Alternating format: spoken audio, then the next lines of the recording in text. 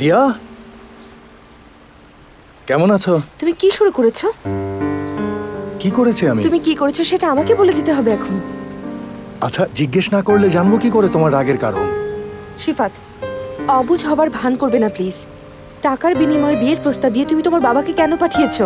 কেন করছো এসব? কি সব বলছো তুমি? কোন টাকা? কে বাবা? কার বিয়ে? তুমি এই বিষয়ে কিছু জানো না, এই কথাটা আমার বিশ্বাস হচ্ছে না শিফাত।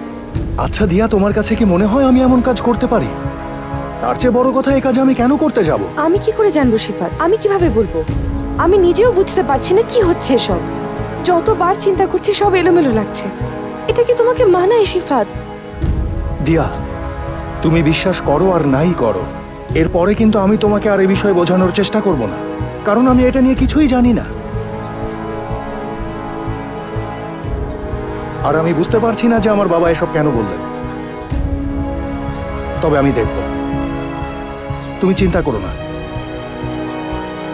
বাবার হয়ে আমি ক্ষমা চাচ্ছি। ক্ষমা চেও না শিফাত, আর তোমাকে কিছু দেখতেও হবে না। আর তুমি কি বা দেখবে? তুমি কি বোঝোনি তুমি যত বেশি বোঝানোর চেষ্টা করবে সবকিছু গুলিয়ে যাবে? শিফাত, আমাকে দেখে কি তোমার গোল্ড ডিগার মনে হয়?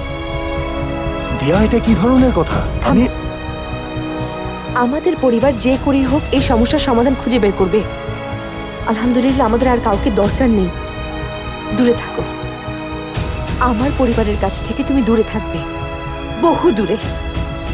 দিয়া, একটু বোঝার চেষ্টা। ছাড়ো, আমার এখন যেতে হবে। দিয়া, দিয়া এরকম কেন করছো আমি বুঝলাম না।